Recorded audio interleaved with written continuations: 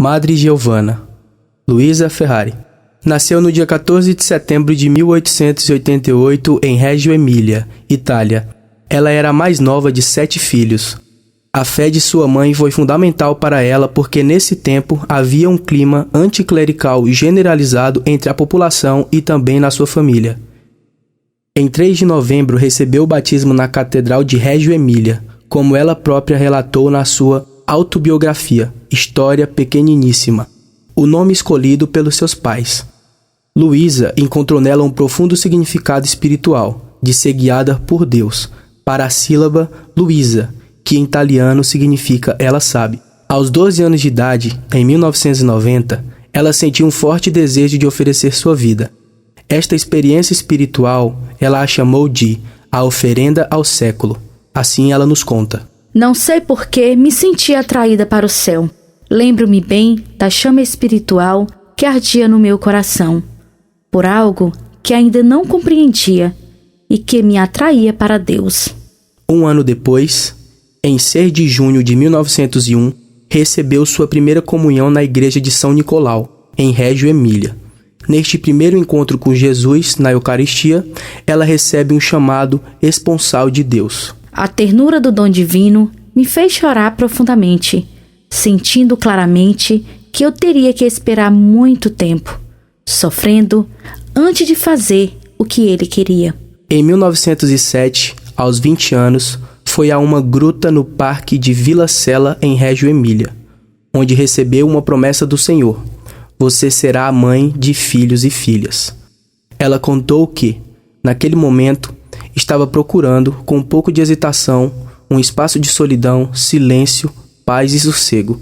Aquele momento foi para ela, sem o saber, o fundamento da sua maternidade espiritual e da sua relação íntima com o Senhor. A partir desse momento, iniciou o mistério da minha vida. As vozes da alma nunca mais me deixaram.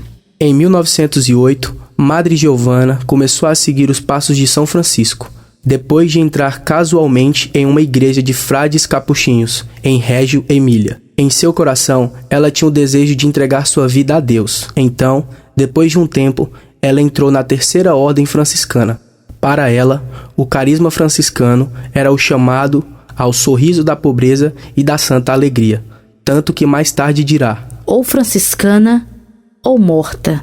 Enquanto isso, ela continuou com seus estudos, obteve o diploma de professora e começou a ensinar.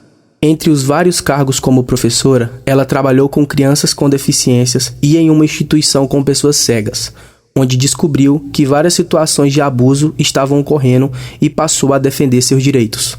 Mais de 10 anos depois, em 14 de dezembro de 1919, ouve ressoar em seu coração as palavras de João Batista: preparei os caminhos do Senhor. E estas palavras tornam-se uma primeira revelação concreta do caminho que ela escolheu para levar o homem e a mulher ao encontro com Deus, preparando o espaço de acolhimento de Cristo no coração das pessoas, e assim trazer um pedaço do céu à terra. Naquela época, Luísa era acompanhada espiritualmente por um frade capuchinho, Padre Daniel Copini, que a guiou por muitos anos em seu caminho.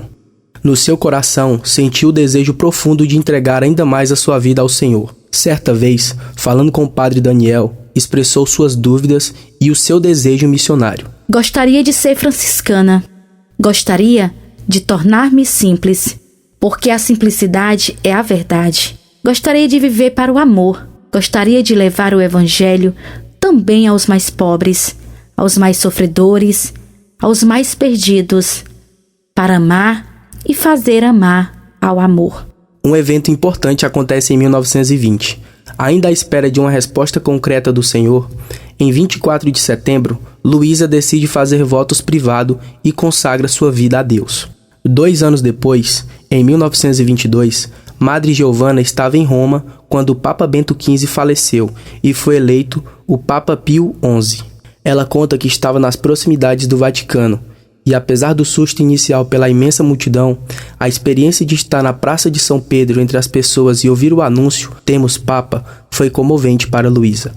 Por isso, no dia 12 de fevereiro, Madre Giovanna fez: ofereço à nova família religiosa, pela incolumidade do Papa, peregrino pelas estradas do mundo. Com o passar do tempo, nasce sua devoção a Nossa Senhora de Loreto. Em 1923, foi pela primeira vez em peregrinação ao Santuário Mariano de Loreto. Segundo a tradição, a casa da Virgem que estava na Terra Santa foi prodigiosamente transportada pelos anjos para esta pequena cidade da Itália.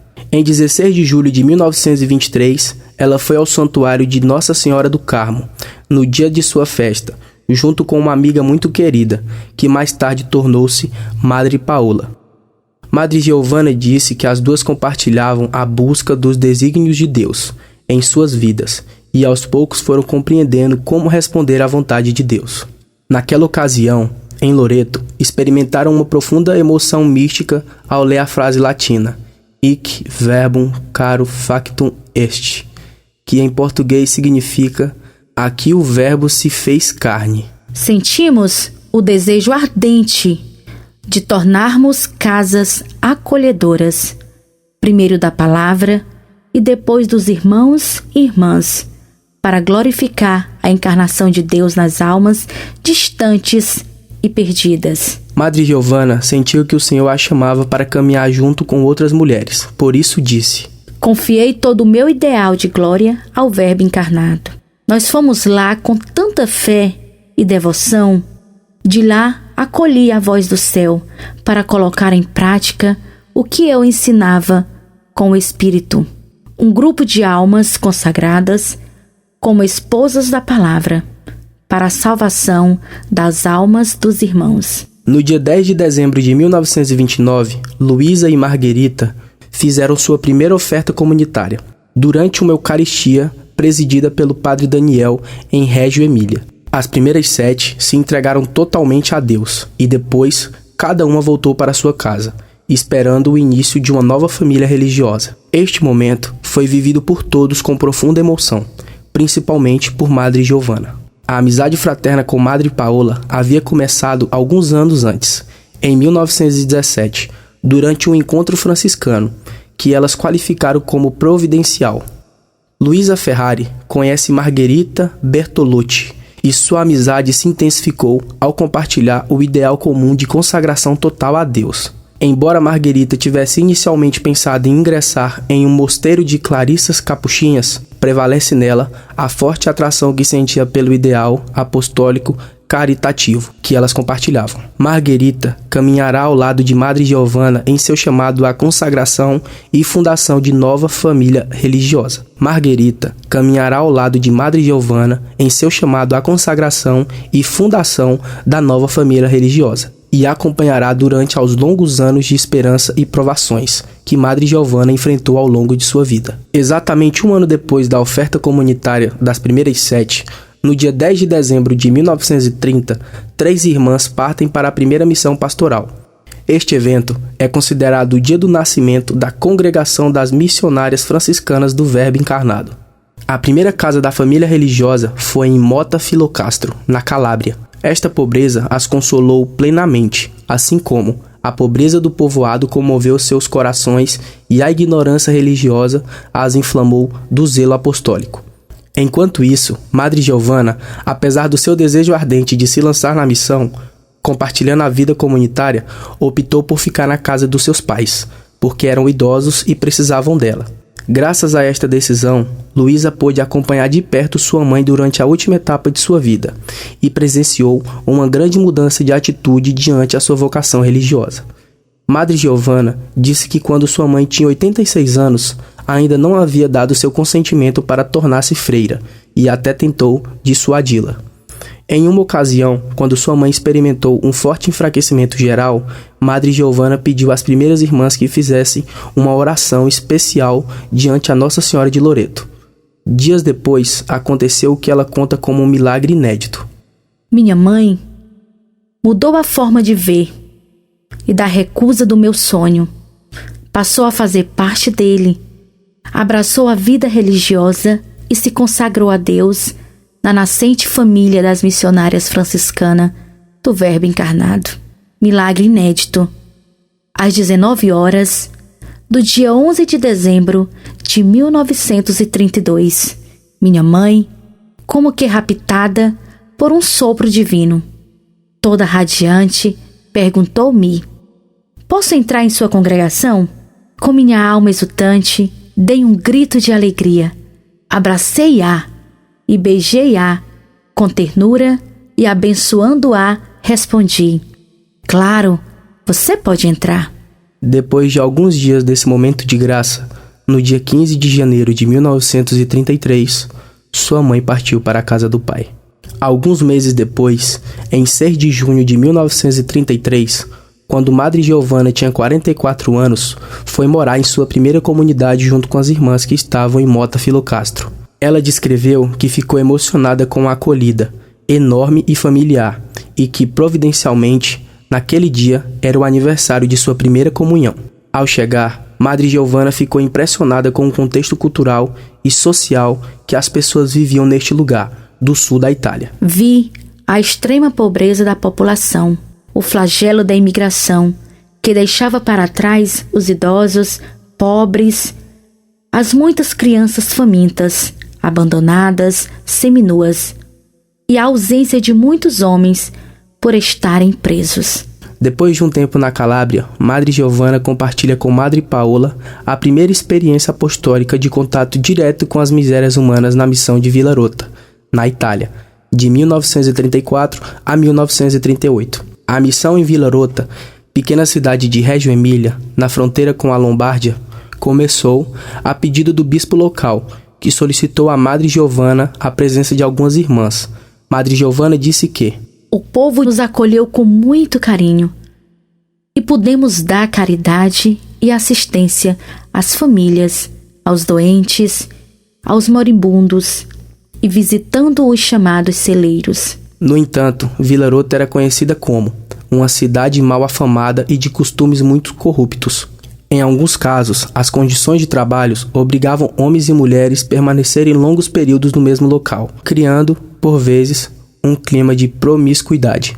Madre Giovanna confidenciou que essa experiência despertou nela um sentimento de profunda compaixão e um estímulo para encontrar as pessoas e atendê-las em suas necessidades, com todo o alívio e conforto possível, para dar amor aos necessitados, aos sofredores e aos idosos abandonados. Nesse sentido, as irmãs, juntamente com Madre Giovanna, tentaram de todas as maneiras conduzir as pessoas no caminho da conversão e da paz. Para isso, viram a necessidade de encontrar as pessoas individualmente, entrar nas famílias, na sua vida cotidiana, de trabalho, de cansaço e sacrifício, sendo compreensivas e ocupando-se. Ao mesmo tempo em que lidavam com suas necessidades materiais, ajudavam os doentes a alcançar suas próprias almas. Além disso, Madre Giovanna destacou também a importância e o acompanhamento para a vida da graça e dos sacramentos, e contou do feliz dia em que, junto com a comunidade local,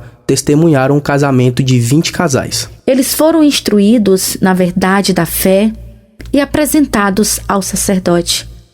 Disseram seu sim diante de Deus e da Igreja. Além da sua experiência pastoral em Vilarota, Madre Giovanna nos legou que tudo é digna missão, ou seja, que todas as atividades podem se tornar empreendimento apostólico no Espírito de Cristo. Nesse sentido, ela explicou que da oração ao trabalho mais humilde, da escola às estradas, do laboratório à barraca, da creche ao abrigo, da igreja ao deserto, tudo, sempre e em todo lugar, para que Deus seja conhecido, amado e servido. Portanto, nenhuma chamada ficava sem sua resposta, e ela convidava a fazer o mesmo, para responder sim para todos e sempre. Madre Giovanna nos convidou a estarmos atentos ao respeito aos direitos humanos. Ela disse que a compreensão dos diaristas pobres e dos trabalhadores em geral sempre me atraiu para a máxima atenção e investigação de seus direitos e recompensas justas, por medo da exploração. Daí a minha intervenção junto das autoridades patronais, com escritos ou entrevistas para se chegar à verdadeira justiça. Em 1944, a Europa sofria a Segunda Guerra Mundial. O medo e os perigos cresciam. Por isso, Madre Giovanna, junto com as irmãs, pediram ao bispo de Reggio Emília se pudessem ter a Eucaristia em sua capela. com a esperança de que a cidade fosse salva. Desta forma, podiam rezar em adoração durante a noite. Os bombardeiros também atingiram Reggio Emília, mas o centro da cidade foi salvo, Madre Giovanna contou. Lá, experimentei as primeiras emoções da guerra, dando abundante ajuda alimentar a quem pedisse, sem medir a doação, acolhendo refugiados, desaparecidos, fugitivos e consolando a todos. Durante a guerra, as irmãs agiram com coragem e grande caridade fraterna. Mesmo à noite, atendiam às necessidades de quem se aproximava delas. Encorajavam, curavam e visitavam, abençoavam e distribuíam alimentos, rezavam e curavam os feridos. Na província de Reggio Emília, em Sabione, elas abriram na própria casa uma oficina para acabamentos de meias vindas das fábricas, para permitir uma pequena renda às meninas pobres. Madre Giovanna escreveu que, com as irmãs de Sabione, começamos a visitar os doentes em suas casas, porque as pessoas só iam ao hospital em casos extremos. Devido ao avanço da guerra e invasões dos alemães na Itália, Madre Giovanna, junto com algumas irmãs, tiveram que emigrar para o norte, em Valtellina, para Santo Antônio Morignone, um lugar que fica particularmente frio durante o inverno, e Madre Giovanna não estava acostumada com essas temperaturas baixas. Ela descreveu o clima em Valtellina na época. Havia pobreza e medo causados sobretudo pela falta da paz. Ela ficou particularmente impressionada com a passagem frequente de aviões durante as noites, que causavam uma forte preocupação com o amanhã. Deste tempo da guerra, Madre Giovanna também nos contou que, muitas vezes, éramos chamadas para tratar os feridos e dar-lhe uma palavra do céu. Diante desse período de bombardeio constante, eu e as irmãs demos assistência aos doentes, idosos e crianças, além de poder continuar com a pastoral paroquial, levando-a adiante com espírito de oração constante. Após a guerra, em 14 de março de 1945, o processo de aprovação eclesiástica da família religiosa foi retomado. Neste processo, houve alguns mal-entendidos, porque foi sugerido remover todas as denominações e aspectos franciscanos da congregação, enquanto Madre Giovanna considerava essencial permanecer na esteira do carisma de São Francisco. De fato, uma das frases mais significativas de seu legado foi precisamente ou franciscana ou morta, e explicou as razões pelas quais se sentiu chamada a ser franciscana. Digo com franqueza, não gostaria de me tornar uma franciscana água de rosas, mas gostaria de recordar na terra as virtudes heróicas do pai e da mãe, São Francisco e Santa Clara. Gostaria que fosse meu único clamor: Senhor, faça-me santa. No entanto, o então visitante da família religiosa obrigou Madre Giovanna a deixar a direção do instituto por quase um ano. Irmã Catarina, então vigária-geral, substituiu-a em espírito de perfeita obediência à autoridade episcopal, assumindo o papel provisório de Madre-Geral.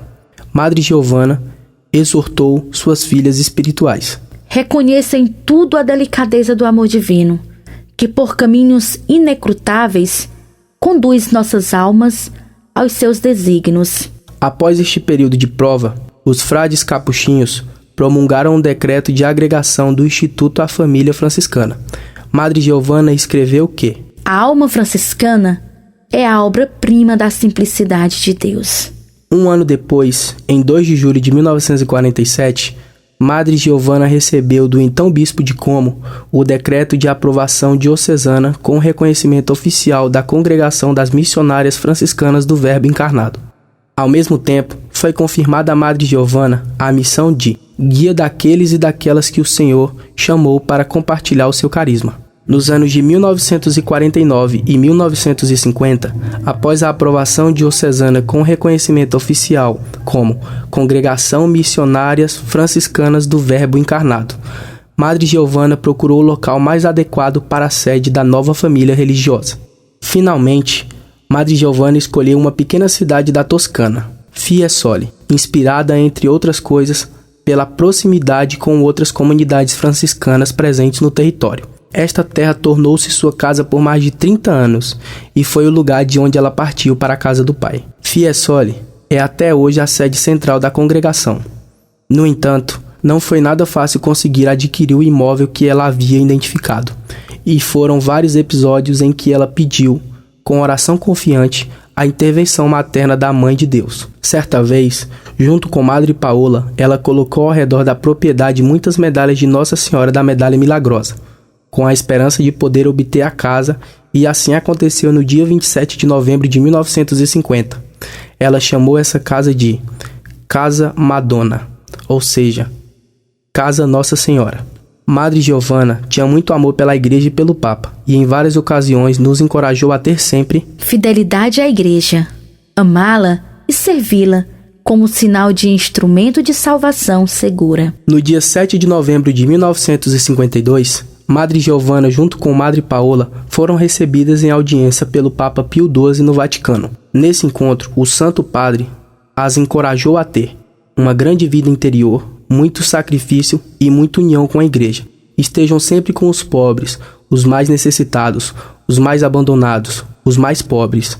Façam o bem sempre, aconselhou o Papa. Pouco tempo depois, Madre Giovanna partiu de navio para a América do Sul para visitar a primeira missão fora da Itália, o Uruguai, onde permaneceu por quase 5 meses.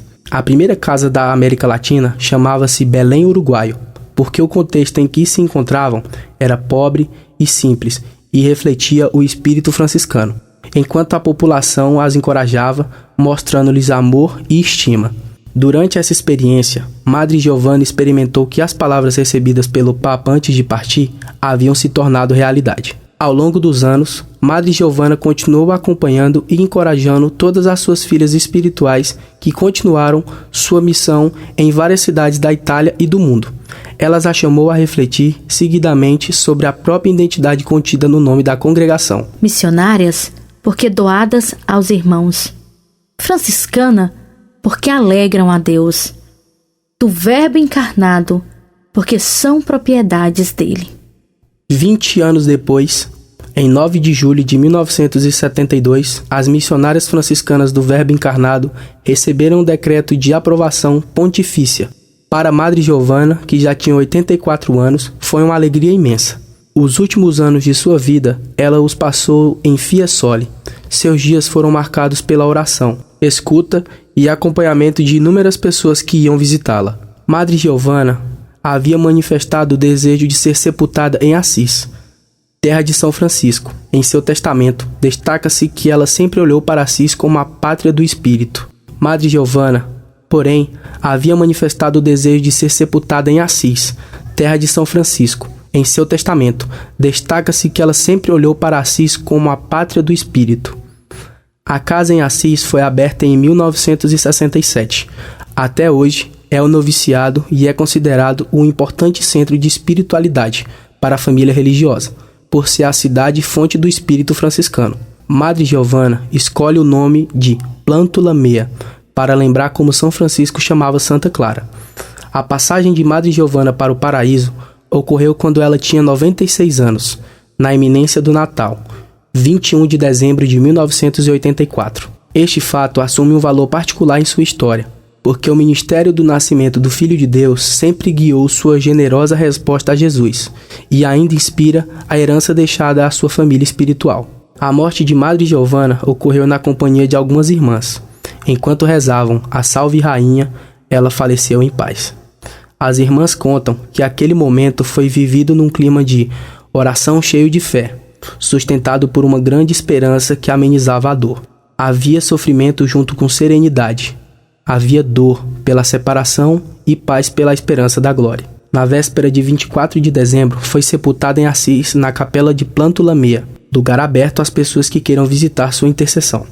Em seu testamento, Madre Giovanna escreveu que: com a morte, tudo começa, porque é a obra-prima da vida. Madre Giovanna pontuou a importância da irradiação da vida. Pediu para permanecer em comunhão na caridade em Cristo e na verdade que ilumina, sempre dando testemunho da alegria com a vida, para ir em direção à miséria humana, curar, animar, recordar com a palavra de Deus o anúncio da salvação. Nesse sentido, Madre Giovanna, considerando tudo uma missão digna, traçou o caminho a percorrer, favorecer a inserção na pastoral paroquial, as visitas às famílias e a presença caritativa, em particular, lá onde há situações de maior necessidade. Ela nos encorajou a ir até os pequeninos para protegê-los e educá-los, aos jovens para iluminá-los com a beleza da salvação, aos idosos e doentes para acompanhá-los e confortá-los, aos oprimidos para defendê-los, aos perdidos para arrancá-los do mal e assim conduzi-los de volta ao caminho certo. E é nessa direção que as missionárias franciscanas do Verbo Encarnado continuam. Atualmente trabalham nas pastorais paroquiais, asilo de idosos, atuam na pastoral tanto urbana como na rural, estão presentes na realidade local para promover o bem comum em vários centros educativos. Até a presente data, existem mais de 20 presenças no mundo. Existem casas de missionárias franciscanas do Verbo Encarnado em 5 países: Itália, Uruguai, Brasil, Bolívia e Angola. E há irmãos provenientes de outros países. Em 25 de março de 1992, foi aberto o processo da causa de canonização de Madre Giovanna. Em 2006, foi encerrado em Fiesole o processo diocesano de sua causa de beatificação. Em 19 de março de 2019, o Papa Francisco promulgou o decreto onde reconhece que Madre Giovanna viveu todas as virtudes cristãs de forma heróica e a Igreja a reconheceu como venerável. Desta forma, concluiu-se mais uma etapa da sua beatificação e canonização da fundadora.